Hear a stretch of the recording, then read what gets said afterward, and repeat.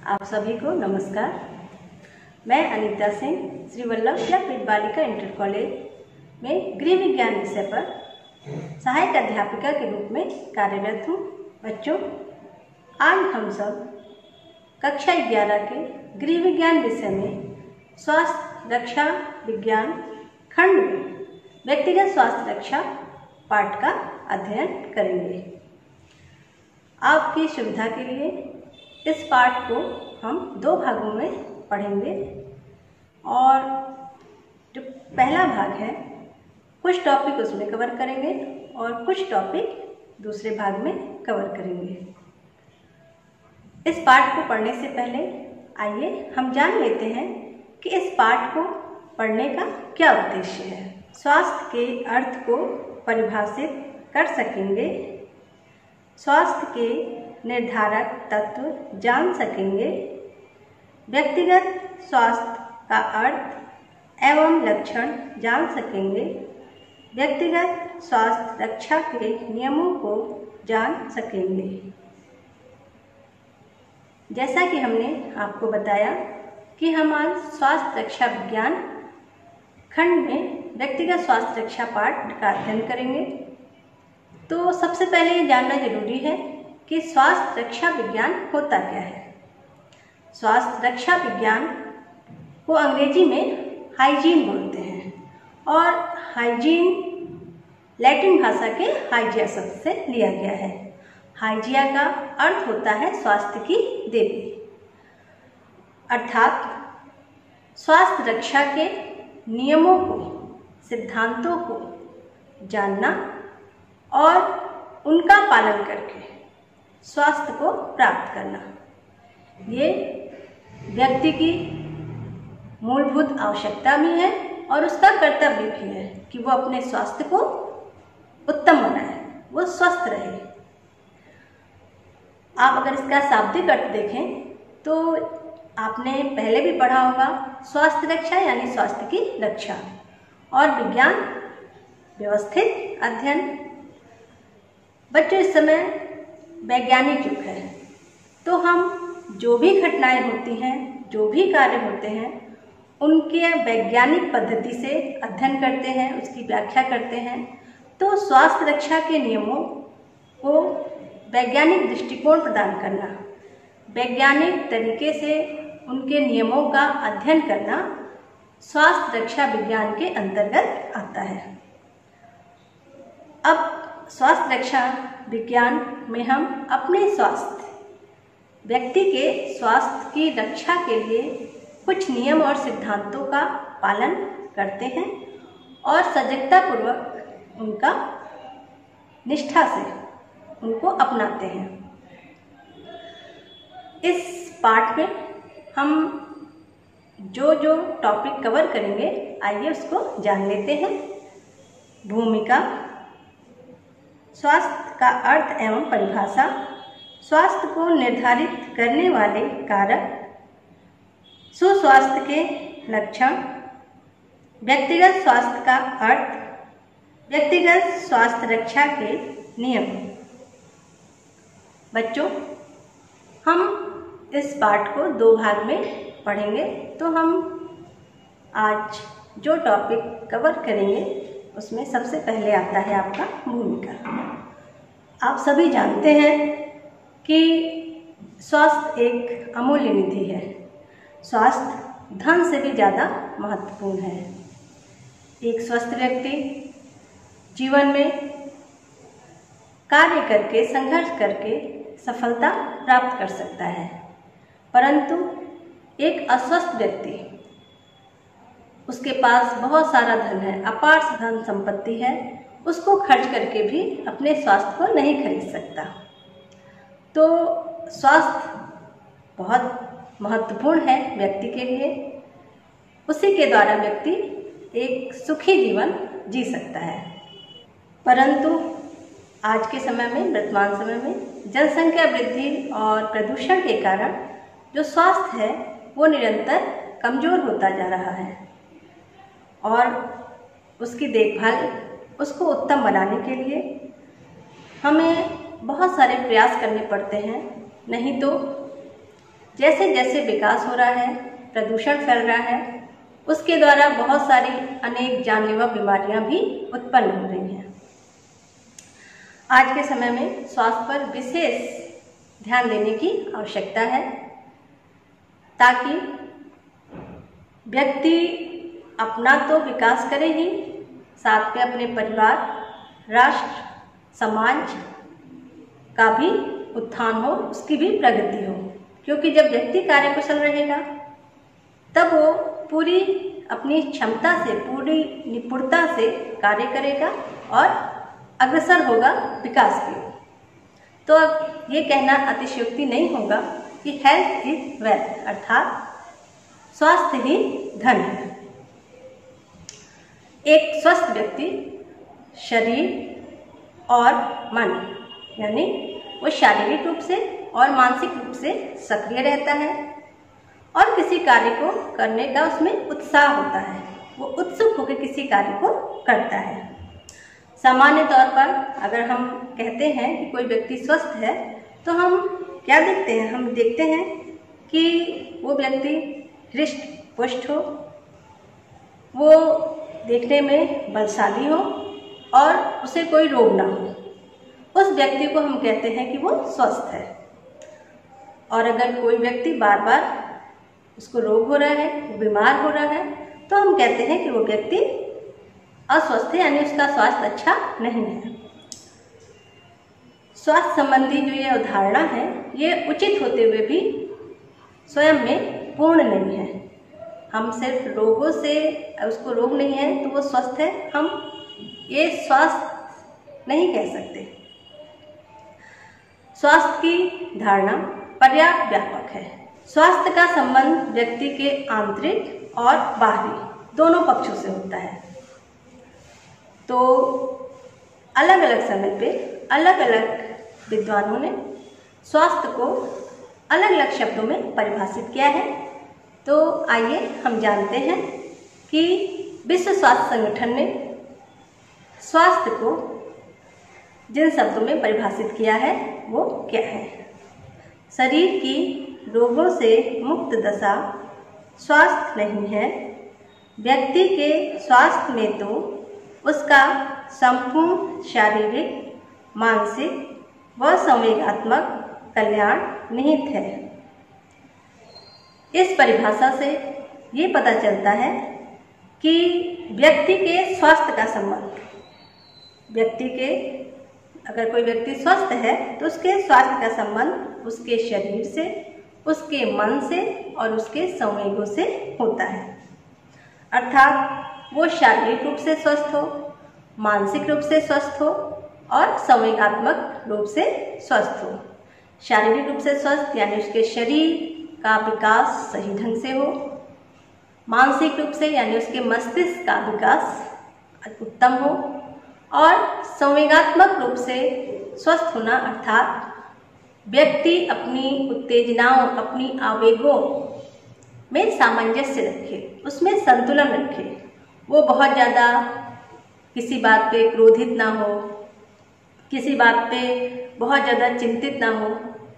उसे अपने अंदर एक क्षमता, अपनी योग्यता पे उसे विश्वास हो कि वो हर स्थिति में अपने आप को साबित कर सकता है, अपने आप को हर प्रतिकूल या अनुकूल हर स्थिति में अपने आप को खड़ा कर रख सकता है।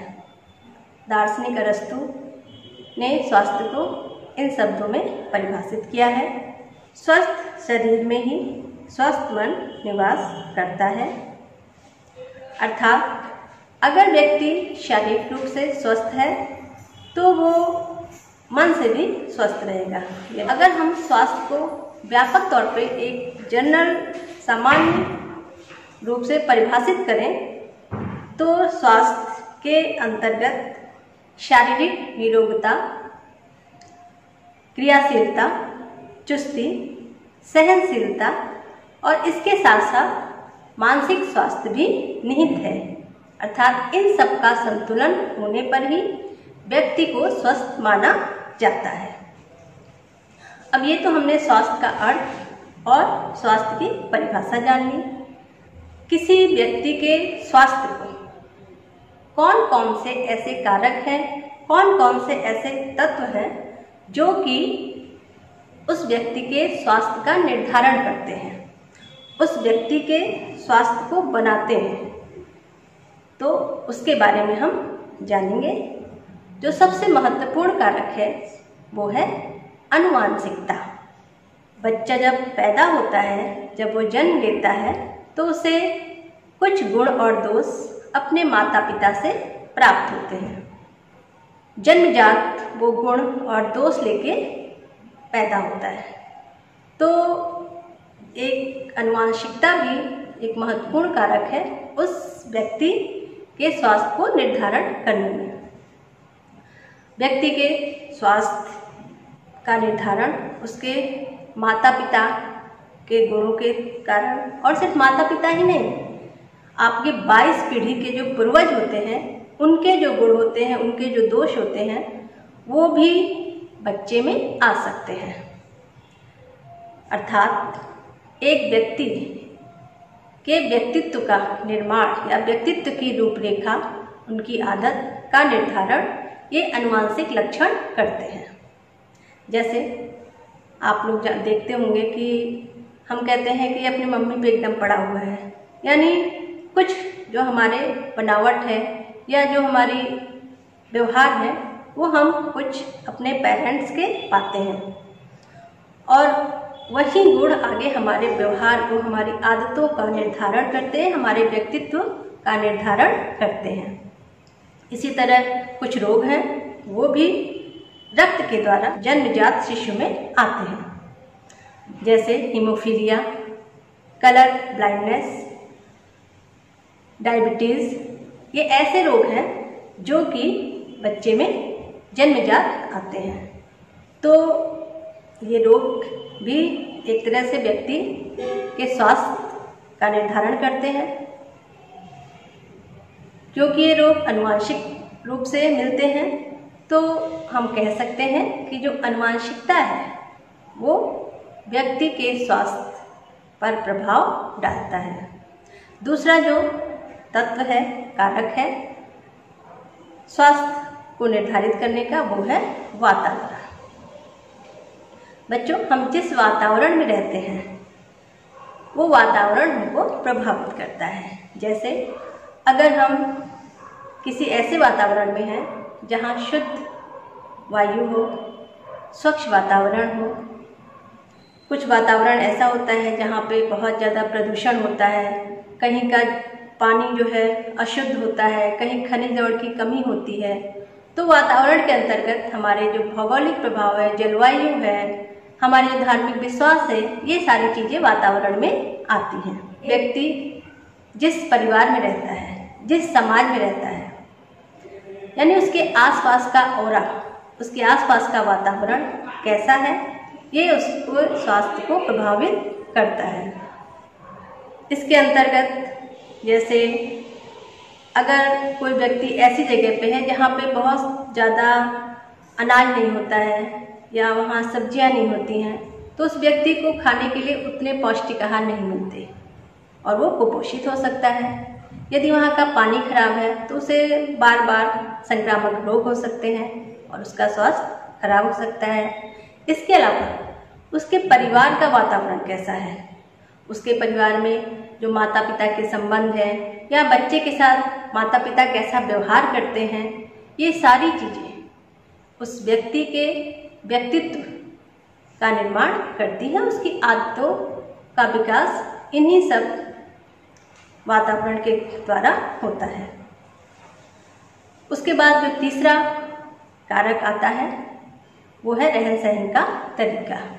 रहन सहन का तरीका, हम स्वच्छतापूर्वक रहते हैं या बहुत ज़्यादा गंदगी है, तो ये सारी चीज़ें रहन सहन के तरीके में आती हैं। यदि हमारा परिवार, हमारा समाज, जहाँ हम रहते हैं उसके आसपास चारों तरफ बुरी आदतें हैं, व्यक्ति नशे में रहता हो, धूम्रपान करता हो, स्वच्छता की आदतें नहीं हैं, तो बच्चे में बचपन से ही वो देखते देखते अनुसरण के द्वारा वही चीज़ सीख लेता है और उसका स्वास्थ्य पर प्रतिकूल प्रभाव पड़ता है।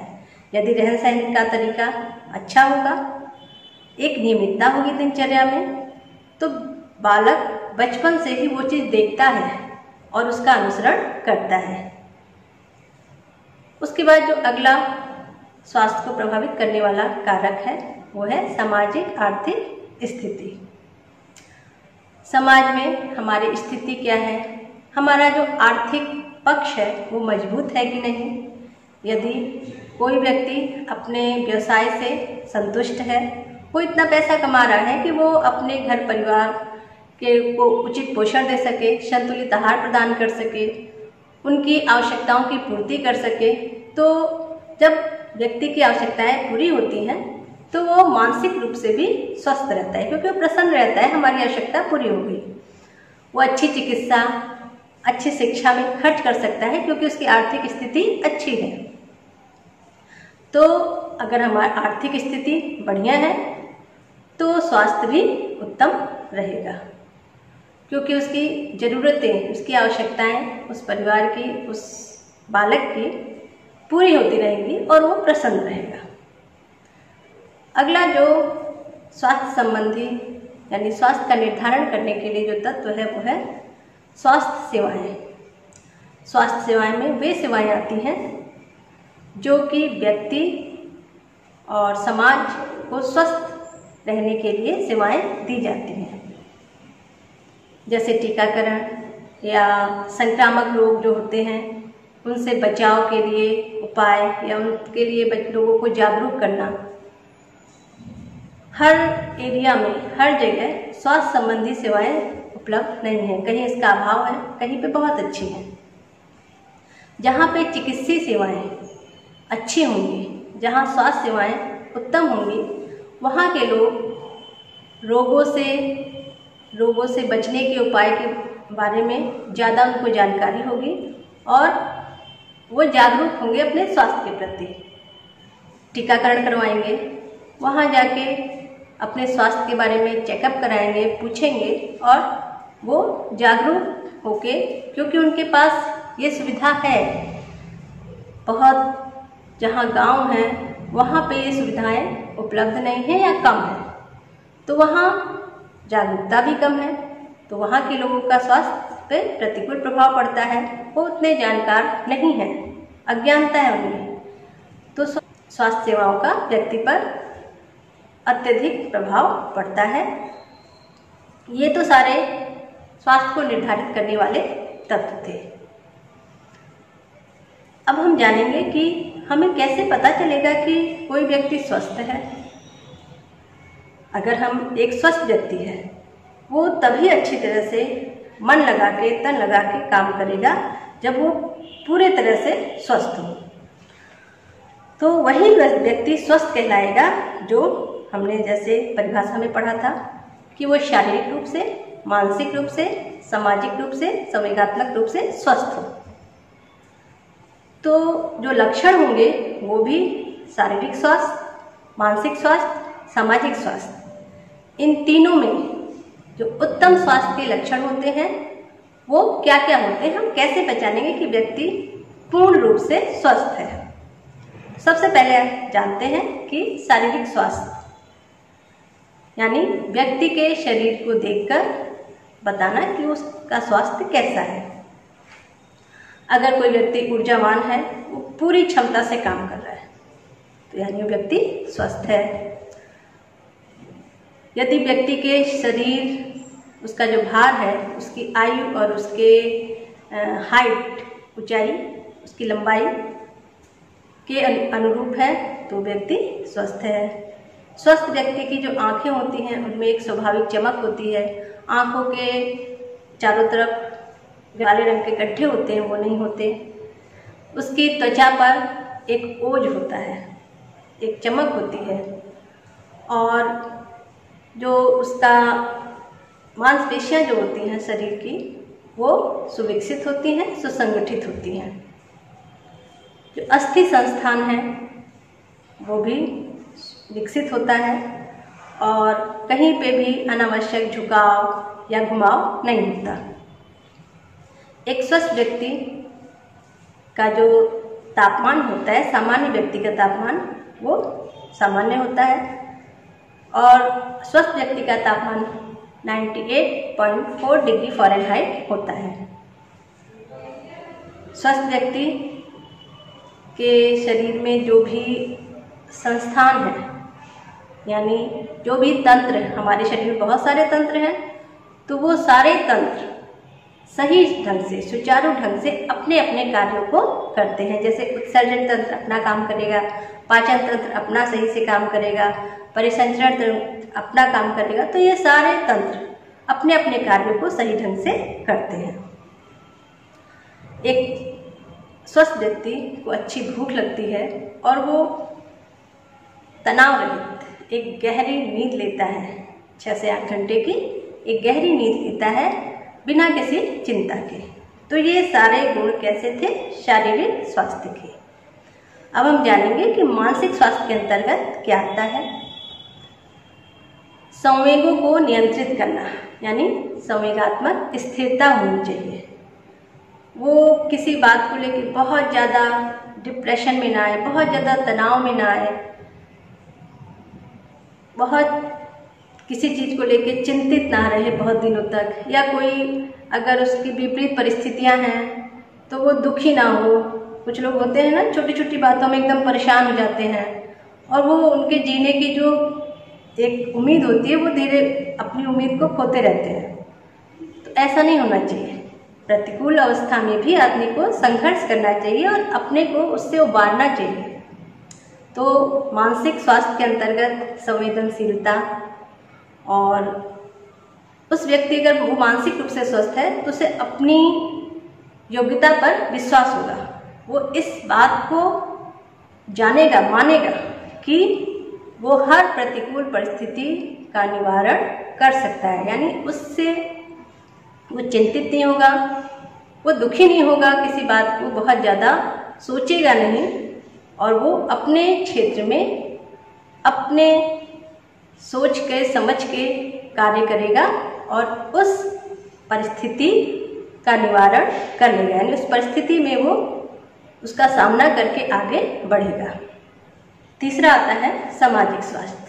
सामाजिक स्वास्थ्य का मतलब समाज में उसका संबंध कैसा है, उसका व्यवहार कैसा है।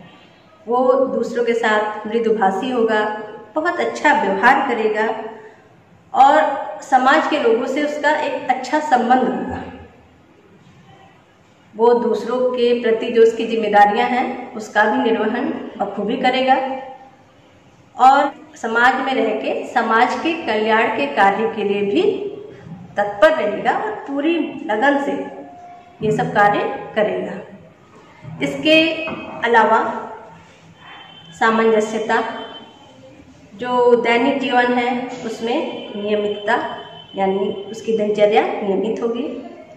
परिपक्वता, और अपने जीवन में सकारात्मक दृष्टिकोण रखना।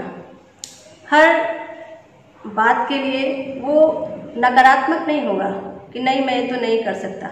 वो नई चीज़ होगी, नई परिस्थिति होगी तो भी वो इस बात को सोचेगा, इस बात के लिए वो खड़ा रहेगा कि नहीं मैं सब कर सकता हूँ, मैं इस योग्य हूँ, और अपने व्यवसाय से संतुष्ट रहेगा। सामाजिक सामंजस्यता उसमें रहेगी। ये सारे भी मानसिक स्वास्थ्य के लक्षण हैं। ये तो हमने स्वास्थ्य का अर्थ, परिभाषा, स्वास्थ्य को निर्धारित करने वाले कारक और सुस्वास्थ्य के लक्षण के बारे में जाना। अब हम आते हैं अपने पाठ पे। व्यक्तिगत स्वास्थ्य रक्षा। क्या होता है व्यक्तिगत स्वास्थ्य रक्षा? व्यक्तिगत स्वास्थ्य रक्षा एक बहुपक्षीय अवधारणा है। व्यक्तिगत स्वास्थ्य रक्षा का अर्थ होता है किसी व्यक्ति विशेष के स्वास्थ्य की रक्षा, अर्थात किसी व्यक्ति विशेष के स्वास्थ्य की रक्षा करके उत्तम स्वास्थ्य को प्राप्त करना। उत्तम स्वास्थ्य बनाए रखने के लिए हम स्वास्थ्य संबंधी नियमों और सिद्धांतों का पालन करते हैं, परंतु कभी कभी अज्ञानतावश या अशिक्षा के कारण या हमारी जो बुरी आदतें होती हैं उनके कारण वातावरण कुछ प्रभावित करता है, तो इनके कारण हम स्वास्थ्य को उत्तम नहीं बना पाते। तो हमें जो स्वास्थ्य संबंधी नियम है, स्वास्थ्य संबंधी जो सिद्धांत है, उनका पालन निष्ठापूर्वक करना चाहिए और उसके प्रति सजगता बरतनी चाहिए। अर्थात व्यक्तिगत स्वास्थ्य रक्षा के अंतर्गत हम स्वास्थ्य संबंधी विभिन्न सिद्धांतों और नियमों का पालन करते हैं और जिस विषय के अंतर्गत हम इन नियमों को, इन सिद्धांतों का अध्ययन करते हैं, उस विषय को व्यक्तिगत स्वास्थ्य रक्षा कहते हैं। हर व्यक्ति की कामना होती है, हर व्यक्ति ये चाहता है कि वो निरोगी रहे, स्वस्थ रहे, क्रियाशील रहे और सुखी जीवन व्यतीत करे। तो स्वस्थ रहने के लिए ऐसा नहीं है कि स्वास्थ्य हम ऐसे ही प्राप्त कर लेते हैं, उसके लिए हमको कुछ प्रयास करने पड़ते हैं, क्योंकि स्वास्थ्य विभिन्न बातों पर निर्भर करता है। तो स्वस्थ शरीर रोग मुक्त रहता है, प्रफुल्लित रहता है, क्रियाशील रहता है और कार्यकुशल रहता है। अर्थात हमारे जो शरीर के विभिन्न अंग हैं और उसकी जो कार्य क्षमता है, इसको ठीक रखने के लिए हमारे सारे अंग और उसकी कार्य क्षमता ये ठीक रहे, इसके लिए हर व्यक्ति को स्वास्थ्य संबंधी सिद्धांतों और नियमों का पालन करना चाहिए, क्योंकि हर व्यक्ति विशेष के लिए जो स्वास्थ्य है वो अनेक बातों पर निर्भर करता है। हम बच्चों में यानी बालकों में बचपन से ही स्वास्थ्य संबंधी नियमों के पालन के प्रति एक सजग दृष्टिकोण हमको देना चाहिए बच्चों को, ताकि वो उसे अपने अंदर आत्मसात कर सके। वो उसे आदत के तौर पर बचपन से करते रहेंगे तो वो आदत उनकी आजन्म रहेगी, यानी वो जब तक रहेंगे तब तक उनको फॉलो करेंगे और स्वस्थ बने रहेंगे। जब व्यक्ति स्वस्थ रहेगा तो ही वो अपने लिए, अपने परिवार के लिए, अपने समाज के लिए और अपने राष्ट्र की प्रगति में और उसके समृद्धि में पूर्ण रूप से सहयोग देगा, क्योंकि एक स्वस्थ व्यक्ति ही शारीरिक तौर पर, मानसिक तौर पर स्वस्थ रहकर अपनी पूरी क्षमता से, अपने पूरी कार्यकुशलता से, निपुणता से किसी कार्य को करता है और विकास की ओर अग्रसर रहता है। तो हमारे देश के विकास में स्वस्थ व्यक्ति का होना अत्यंत आवश्यक है और इसकी शुरुआत हमें बचपन से ही स्वास्थ्य संबंधी नियमों और सिद्धांतों को बताकर बच्चों को उनको निष्ठापूर्वक उनका पालन कराकर एक स्वास्थ्य के प्रति सजग दृष्टिकोण देकर हम ये कार्य कर सकते हैं। आज के लिए बच्चों इतना ही। अगले भाग में हम कौन कौन से वो नियम हैं जिनका पालन करके व्यक्ति उत्तम स्वास्थ्य को प्राप्त कर सकता है, इसके बारे में विस्तार से पढ़ेंगे। आज के लिए आपका गृह कार्य स्वास्थ्य का अर्थ एवं परिभाषा बताइए और अच्छे स्वास्थ्य के लक्षण बताइए। स्वास्थ्य को निर्धारित करने वाले तत्वों या कारक के बारे में बताइए। इसी के साथ फिर मिलेंगे अगले भाग में। धन्यवाद।